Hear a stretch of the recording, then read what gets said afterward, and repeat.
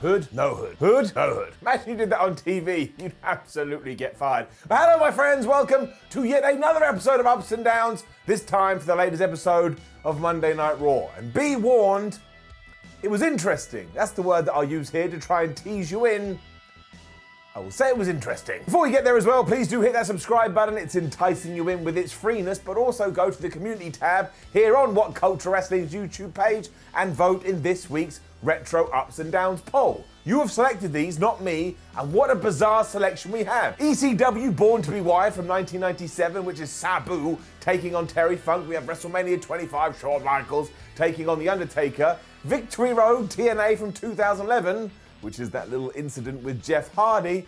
And if you can believe it, you actually want me to watch Heroes of Wrestling. And if you don't know, Heroes of Wrestling, from a long ass time, has been called the worst wrestling pay-per-view of all time. Don't make me sit through that. I'll come round and I'll give you a slap. I never do that. It's not what I do. I get arrested. What I will do is I'll take the finger of power and I'll up those downs for the latest episode of Monday Night Raw.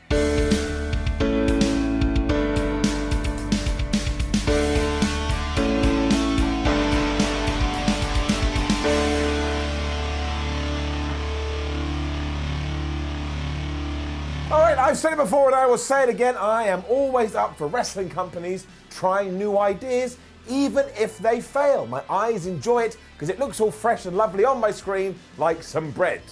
Fortunately, when it does come to this week's episode of Raw, well, they tried, but I would say they failed. Down. Because The Miz was out in the ring, which had a Christmas themed set, and he was even reading a Christmas story. When he said names like AJ Styles and John Morrison, he snapped his fingers and they appeared within the light, meaning beforehand they had just been stood there in the shadows, which I'm sorry is very, very weird. Morrison was also dressed like Drew McIntyre, and then him and AJ Styles proceeded to act out what was going to happen at TLC, as if you were a dad or a mum and you had gone to see your child in their school play. The Miz was also narrating over the top of this the whole time, and I don't know, like this was supposed to get me enthused and all hyped for the big world title match between AJ Styles and Drew McIntyre that's happening this Sunday. So I asked myself, I went into my brain, I said, brain, are we more excited for it? My brain got back to me and he said, no. The twist was that Miz changed the end of the story and he said that he cashed in the Money in the Bank to become the WWE champion. And this, of course, upset AJ Styles because he wants to win the title and he didn't enjoy this little bit of a twist. And I suppose that does make sense because now you're going to be like, oh my gosh, maybe the Miz cashes in on Sunday. I don't think it's going to happen. Sheamus then chose this moment to come out because he's going to be having a match with AJ Styles in around about 42 seconds time, and he picked up one of the presents and he lobbed it at AJ Styles' head. I just don't really get who this was for. Like, it was a cute idea and it was quite creative. I will just say, one for me. What was is when we did have the Irishman taking on the Phenomenal One. Yeah, no. Now, it was a little bit goofy because Omos just kept getting involved. At one point, he just took AJ Styles from Sheamus' hands just as Sheamus was about to beat him up. And do you know what the referee did? Jack shit. This really is something that WWE needs to get down. We have to have some kind of consistency with our officiating, because you can do this and you get away with it, but on other episodes of Raw, you can just do a dance in the corner and you get disqualified. It doesn't make any sense. Thankfully, the wrestling did. They got plenty of time here too, which meant you could really get into it. And of course, because Sheamus is a big guy and AJ Styles isn't as big, AJ went, well, I know what I'm gonna do. I'm just gonna work over his leg. And he was able to do that. At one point, Sheamus hobbling around like he lost it. There's also a really good near fall after a white noise. And at that moment, I said to myself, wait a minute, I have no idea who the good guy or who the bad guy is during this match. I think Sheamus is now being pitched as a babyface just because he has a friendship with Drew McIntyre. But forget all of that because, my friends, what a day it is today. Because after Sheamus had put AJ Styles up on his shoulders and started marching towards the corner, AJ Styles fell from the back. He gave Sheamus a chop block, and in all the confusion and all the fracas, he used the most devastating move in all of sports entertainment, the surprise roll-up, to not only get the 1, 2, 3, to not only pin Sheamus and beat him, but also to give us the 100th surprise roll-up of 2020. So come on, bring down the board. Celebrate good times. Come on, 100. We made it. There was a little time there where I didn't think we were going to. But yes, please do bring down the board, but also take your heart, put it over your hand, bow your heads, and say it with me. Because in 2020, we did start a trend. Nobody really knew where it was going to end. But here we are, so raise a cup, because we just had the 100th surprise roll up. Oh, so we made it. Thank goodness. I just want to thank my parents for giving birth to me. I mean, they just popped me out. They didn't know who was going to come, but thank goodness it was me. I want to thank you for being with me this whole time, and I want to thank the board for being able to hold all of those numbers. I mean, 100 surprise roll-ups. And we only started in March. However, it's also a very sad time wiping a tear away from my eye because I proved my point. I feel like I proved my point, so we are going to retire the board. You got to say goodbye to it. We'll also retire the number 100 because my word, it did a good job. But yeah, honestly, WWE, for the love of everything, stop doing the most devastating move in all of sports entertainment so that it's no longer the most devastating move in all of sports entertainment. What was far better was the aftermath. Obviously, Sheamus was really pissed off that he lost, so he went after AJ Styles, but he forgot about his bodyguard, who ensured the Irishman got tied up in the ropes. And then do you know what AJ Styles did? He got a chair and he walloped the holy hell out of him. I mean, honestly, if you had told me Sheamus was dead, I'd be like, yeah, he's dead. Don't forget as well, this is the same show that we had a Christmas story on all of 2 minutes ago, and this also made AJ Styles look a little bit like a Fruit Loop, and we needed to make him look a bit like a Fruit Loop because obviously he's got his big World Championship match in but a few days. The big question though is, where the hell was Drew McIntyre? I thought he was meant to be Sheamus' friend. I smell a match building. Some backstage nonsense after this. The Hurt Business were pouring milk over a guy because he was a Matt Riddle fan. And talking of Matt Riddle, he was hanging out with the New Day saying, oh, I bet you really miss Big E. So for this evening, why don't I be Bro E? Because you know we have to run that joke into the ground. And Kofi Kingston and Xavier Woods treated this like Riddle was an actual child. They're like, yeah, buddy, you can come out with us, you can be Pro E. His whole character is really strange. The reason for this, though, is that we were about to have a 6-man tag team match. And as Xavier Woods and Kofi Kingston are feuding with Cedric Alexander and Shelton Benjamin, and Riddle is feuding with Bobby Lashley, why not have these 6 men face off? But that wasn't the case, because Riddle was only on the outside, Jeff Hardy was in the match. I guess because Bobby Lashley wrecked him recently, but look, it was good. Kofi was beaten up forever before Jeff Hardy got the hot tag, but that didn't last long because then Cedric Alexander blind tagged himself in to balance this all out. Then the klaxon went off, which means everyone had to run in the ring and do their move, and it all ended with Kofi Kingston doing a big dive to the outside. So you know what we're talking about, 2020 wrestling. The finish was quite good though, because even though it looked like Jeff Hardy was in control, from the depths of nowhere, Cedric Alexander was able to push him off the top rope. That meant Jeff went right into the hurt log courtesy of Bobby Lashley, and you know the deal, as soon as you're in that move, you were going to submit. So Jeff Hardy submitted. So without Cedric, who knows what would have happened, and Alexander realised this too, because he started celebrating like a loon again, and I'm really enjoying this evolution when it comes to Cedric Alexander's character. Just 1, do not kick him out of the Hurt Business too soon, but also 2, make sure they start appreciating this, because once again they're all looking at him like, man, we don't like this guy, maybe we should kick his ass. Don't kick his ass. Lana was then in the back, and she was so scared that she had to face Nia Jax. It was as if the stipulation was, if you lose, someone's gonna throw you in a pit and you gotta live there for the rest of your life. Even more confusingly, Asuka then went, hey, don't be scared. The fact you're even going out there makes you really brave. And Lana went, oh, I am brave, you're right. And that's all it took to turn around. Much like the Riddle stuff from earlier, I kind of felt like Lana was a 12-year-old girl. And don't get me wrong, it's a great message to send out there, but once again, don't really know who this is for. And then of course Lana did beat Nia Jax. And I know I should be more pumped about this given how many weeks it's been running, but I'm not. Down. And that's mostly because it barely went a minute. I mean, it went 90 seconds tops. It ended when Nia Jax and Lana were in the corner and Lana somehow managed to just stomp Nia Jax. And then she fell on her, did this kind of weird looking pin thing. 1, 2, 3. And she just won. Cut right to the back and Shayna Baszler was attacking Asuka, and straight away you're like, oh man, this is not good for Lana, because not only did Nia jump her, but then out came the Queen of Spades and the tag team champion just laid her to waste. And look, fair play to the former Russian, He sold this pretty good. Asuka eventually made the save, and there is another twist coming later on, which we'll talk about when we get there, but I'm still just a teeny bit irked that we can't have a women's feud over here and a tag team women's feud over here. I just think it would benefit the show. Right, remember what I said during the intro to the show was that I'm all for new ideas, but sometimes, unfortunately, the execution just doesn't work? We'll just take that and paste it over to what came next. Down. Because Elias was in the ring, and if you have been watching main events, you will know that he has now aligned himself with Jackson Ryker. And the reason for that, apparently, is because Jackson was so moved by Elias's music, he just had to come out here and be his bodyguard.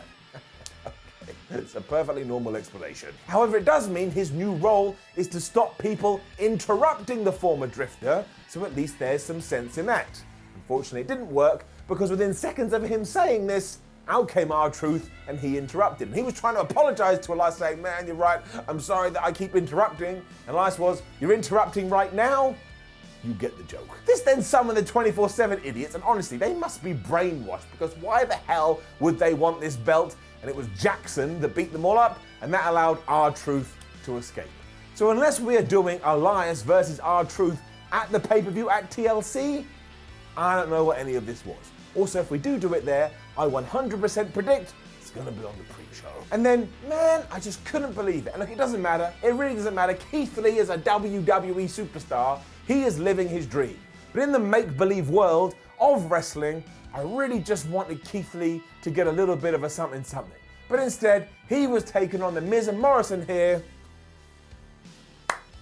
and he lost. It started with Lee flipping a coin and telling Miz and Morrison to pick a side. But the joke here was, it doesn't matter what side you pick, because you can win this one, but you're not going to win when we get in the ring. And that would have been a cool thing to do if he had been able to back it up. And I know I'm being a nerd, I'm a nerd. Miz and Morrison also just let go of a double submission at one point, and that made me scratch my skull, because like, why can't Keith Lee just get up and go, rah, because he's a big, powerful guy, and even though he was in control for most of this, eventually Johnny Boy was kicking him in the head, and Miz Ratiz was also doing the same, and they just fell on the man, and they pinned him for the 1, 2, 3. And the commentators tried to pretend like, oh my gosh, they only just got him. Nope, it was just a no shenanigans, no gaga, clean victory, 1, 2, 3. I know it's still 2-on-1, but that didn't seem to make a difference when they thought Drew McIntyre did it, so already you pigeonholed where Keith Lee is in the hierarchy, and I just don't see why we needed to do this. Especially because later on, Miz and Morrison are gonna get their ass kicked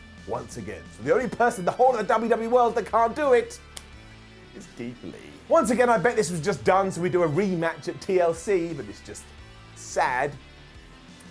So sad. Down. Bray Wyatt was out next and he was in the ring. And that was kind of cool because obviously we're so used to seeing him in the Firefly Funhouse. I won't lie, one of the big reasons I was entertained by it is just this character when he walks down the aisle. He is such a goof, it tickles me up. And it also kind of did its job. I mean, Wyatt was absolutely devastated that The Fiend had arrived last week, because it means at the pay-per-view in a few days, nobody's gonna have some fun, but that means we could have some fun on Raw instead. He then proceeded to tell some really, really bad jokes as all his puppets that were at ringside laughed. Randy Orton then popped up on the big screen and said, hey, let's not worry about that, let's play a different game called hide and seek. And obviously Wyatt was really into that. And while all of this was fine, I just kind of think we needed a better explanation about why Alexa Bliss just went poof and vanished. I know last week Bray was like, oh, I had to take her away because you're a bad man, Randy Orton. But that's not enough. At one point, she was a key element of the storyline, and now, much like Rusev, if you only watch Raw and don't read dirt sheets, she just like fell into a well. Where the hell did she go? But look, don't even worry about that. In around about 5 minutes, this is gonna get crazy. Retribution then won a match. I mean, flub me. I'm just gonna give it an up. It was Mace versus Ricochet, and what I think I like the most is everything around this. For example, Ali was on commentary, and he looked at Samoa Joe and was like, oh, you enjoy that seat, don't you? Do you not remember who used to sit there? Because of course it was Dio Madden, and Dio Madden is now Mace. That's a nice little tie-in. We also had the other members of Retribution trying to get involved here, and while it was absolutely stupid because the referee ignored it, at least they are actually trying to cause chaos. Over the last few weeks, they have done anything but. All of that allowed Mace to hit this twisting powerbomb slam thing, and he got the 1, 2, 3, and then Mustafa Ali got in the ring and he yelled at Ricochet, I'm not gonna let this end until you join my group. And I have no idea why Rick would join them. I mean, they absolutely kinda suck, but at least we have a little bit of a story here. And again, at least Retribution won. Hell probably just froze over. But yeah, seriously, why would Ricochet join? Unless Ali's gonna say, man, we have a great retirement package. There is absolutely no need. And then it happened again. Damn it. Riddle bumped into Bray Wyatt of all people backstage, and he was not freaked out at all. In fact, he wanted to go on the Firefly Funhouse, and he even had a great idea for a skit. He was gonna call it Bronouns. Eventually, WWE is going to run out of these, but of course they still have the Brofessional. That one will come. And even Bray looked at Riddle like, man, you're a really weird cat. I don't want to do this. I'm going over here. And then all of the following events actually happened. Rambling Rabbit appeared from nowhere. Riddle spied him and got really excited because his own rabbit, called Skipper, is a big fan. He then produced a carrot, which I assume he just carries around, and he said to Rambling Rabbit, can you sign my carrot?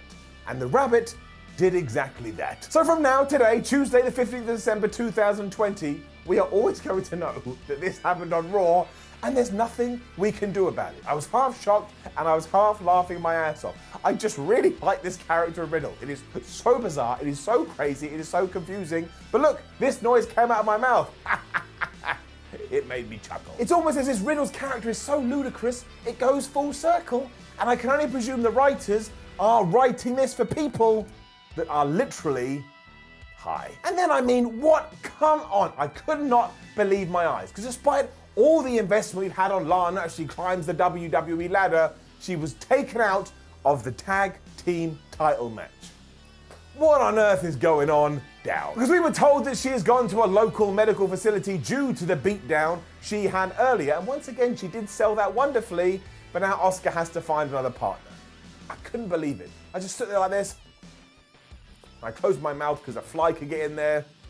I suppose onwards we go. Anyway, here Dana Brooke actually beat Shayna Baszler in a match that was even quicker than the other one, where Nia Jax just got involved and went foop, and she pushed Dana off the top rope. But now the referee decided he would do something, and they got the DQ. I just had so many questions. Like, one, wasn't Dana Brooke feuding with Retribution last week? And then two, it was like, well, why did we see so many DQs earlier, but they weren't DQs, and this was a DQ?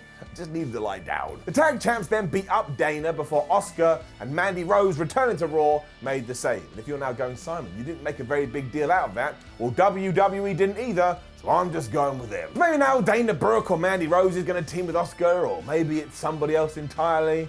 I don't know. It could literally be anybody you wanted, because nothing makes sense anyway. R-Truth then thought Huskus the Pig Boy was Bray Wyatt's child. The two of them discussed this. It's yet another Raw segment you're never going to be able to unsee. You will never believe what this was leading to. I mean, talk about escalation. Because this then segued into Bray Wyatt playing hide and seek, looking for Randy Orton, when he went into a dark room and saw a rocking chair. And of course, because he is Bray Wyatt, he had to sit in it and have a little bit in a rock. It's just in his genes. And at that moment, Randy Orton appeared from behind him, walloped him, beat him up, threw him in a box, and then set the box on fire. Randy was happier than somebody who'd actually got a working copy of Cyberpunk 2077, and I'm sorry, we gotta put it down, the kill encounter. Now this isn't a death threat, but this is somebody attempting to murder somebody else on a wrestling show, so mark it up. I mean, it's only 10, but really, we shouldn't have even got to 10. The reason I say attempted to is because this did not kill Mr. Wyatt, and much like a gremlin, we found out some new rules when it came to treating him. If you play hide and seek, put him in a box, and then set it on fire, he will transform into the Fiend, take his fingers and ram them down your gullet, also known as the mandible claw, because that's exactly what happened here. Imagine, just think about this, take a step back. So Randy Orton's plan was, I'll pretend to play hide and seek, and then I'll kill him, but he didn't realise that this would just turn him into the Fiend, and it was him, the attempted murderer, who eventually fell down. That's what happened. That is what happened. No up, no down. I am too flabbergasted, and it's going to take me a good while to get my head round this. They were playing game shows last week. Game shows. Now, let's kill each other. I also don't know if at this point we were running out of time, but it then was Riddle versus MVP, and honestly, Riddle must have won in 35 seconds. Just hit the floating bro, 1, 2, 3. Bobby Lashley chased him away because I do think we are going to do the US title match between them and TLC. And that was that. Riddle then ate a bro nut because why wouldn't he? So I suppose it gets an up. Once again, I have no idea. This Raw was nuts. As was our final angle. At least how WWE spun it was also very good. up. Now, I was laughing to the point of tears because WWE told us straight away that it was finally time for the WWE title Ascension ceremony. And they said this like it happens all the time. Like, we're sat there going, oh man, only 32 days until the WWE title Ascension ceremony. I cannot wait. I have never heard of the WWE title Ascension ceremony. Do you know what ceremony means as well? A public or religious event celebrating something. Why the hell would anybody celebrate a title going up? Either way, this is what should have kicked off Raw, because nobody's going to hang around 3 hours to watch this, and it was really good. And more importantly, AJ Styles came off like such a bigger threat than he did at the start when he was playing pantomime. And that is because he absolutely rocked here. He told Drew McIntyre that he should be ashamed it took him 19 years to get to the top of the WWE mountain, given everything that he has. But also, he's never been in a TLC match. AJ defended his World Championship in one, so how the hell does Drew McIntyre think he's gonna pull this off? He was 100% right. Of course, Drew disagreed and he made it all too clear why he was going to win, and this was just simple, easy to watch stuff. At one point, WWE even piped in this ominous music as AJ was going, yeah, I'm gonna beat you, I'm gonna win. I even like that. My only issue is that Miz and Morrison were back again here, and it's just too much. Like, Drew McIntyre did away with them easily anyway, which again buried Keith Lee by accident. I just don't need to see them every single 25 minutes on Monday Night Raw. And they're both very good, but it's too much. It didn't even matter anyway because Omos and AJ Styles then just started whipping Drew McIntyre anyway. And of course, they used tables, they used ladders. I'll give you a second to figure out the third one. That's right, it was chairs. It ended with AJ Styles going up to the top of the ladder and smashing an elbow onto Drew McIntyre as he laid it on a table, and then he went back up to the top and he posed with the WWE Championship, which is of course the traditional way to end any WWE title ascension ceremony. I mean, honestly, where does WWE come up with this stuff? But that did make me very excited about seeing these two go at it. I don't actually need the stipulation. One-on-one would have been fine, but as a way, as your go-home thing, hey, make sure you watch our pay-per-view, it was pretty decent. Which is not something that I can say for Raw overall this week. I know I'm being a negative Nancy, but some segments just went way too long. A lot of things that you've been invested in were thrown out the window. We have to take the finger of power and unfortunately give it a down. But I tell you, thank everything for flipping Drew McIntyre and AJ Styles. Now, don't forget to leave a comment below and let us know what you thought about last night's episode of Raw. Like the video, share the video, and please do subscribe and go over to that community feed and vote for this week's Retro Ups and Downs. You go over to WhatCulture.com where you can read more articles. You can follow WhatCulture on Twitter, oh my gosh, on WhatCulture WWE, and you can watch more videos here. You have my permission on WhatCulture Wrestling. My name is Simon from WhatCulture. Thank you very much for watching. I'll see you in the week.